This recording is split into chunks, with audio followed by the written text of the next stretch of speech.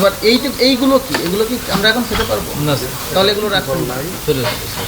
মানে ছিল কেন এটা ভুল বসত স্যার। এটা ঠান্ডা কিন্তু ঘন হয়ে যাবে। ওই কিন্তু প্যাকেটে কালারও পেয়ে যাবে এটা আপনি জানেন কিছু কারণ।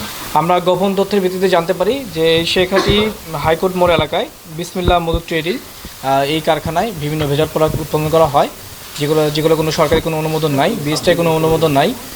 আমরা এই তথ্যের ভিত্তিতে আমরা বিজ্ঞ জেলা ম্যাজিস্ট্রেট এবং আমি বিএসটিআই যে ম্যাজিস্ট্রেট আছেন তাদেরকে নিয়ে আমরা একটা অভিযান পরিচালনা করি এবং অভিযানের প্রেক্ষিতে আমরা জানতে পারি যে তার 7টি সম্ভবত 4টি লাইসেন্স কিন্তু অনুমোদন প্রোডাক্ট থেকে দেওয়া আছে কারখানায় প্রোডাকশন করার জন্য, কিন্তু এর ব্যতিরেকে তারা বিভিন্ন ধরনের প্রোডাক্ট বানায় থাকে, যেমন লাইক কালো জিরা, পামকিন সিড, সাদা তিল, তাল মাখান, পঞ্চভূত পাউডার, যেগুলো কোনো প্রকার কোনো লাইসেন্স নাই এবং কোনো ট্রেডিং কোনো তাদের কাছে লাইসেন্স ছিল না।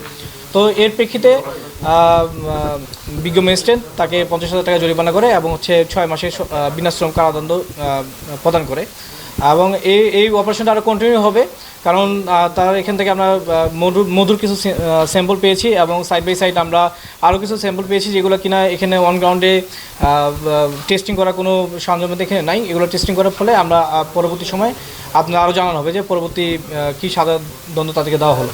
ধন্যবাদ। অপরাধগুলো করেছেন সে অপরাধ স্বীকার করেছেন। অপরাধ স্বীকার করায় ওনাকে ওজন ও পরিমাপ মানদণ্ড আইন 2018-এর 24-1 ধারা লঙ্ঘনের দায়ে 41 ধারায় 50,000 টাকা অর্থদণ্ড ও 6 মাসের বিনাশ্রম কারাদণ্ড। যদি উনি এই অর্থদণ্ড না দেন তাহলে তার জন্য অনাদায়ে আরও 3 মাসের বিনাশ্রম কারাদণ্ড। এই প্রোডাক্টগুলো উনি টেস্ট করবেন, টেস্ট করার পরে যদি সঠিক থাকে ওনাকে ডেলিভারি দেওয়া হবে, আর যদি ভুল বা নষ্ট বা অপচয় ভেজাল হয় আমরা ডিস্ট্রয় করব।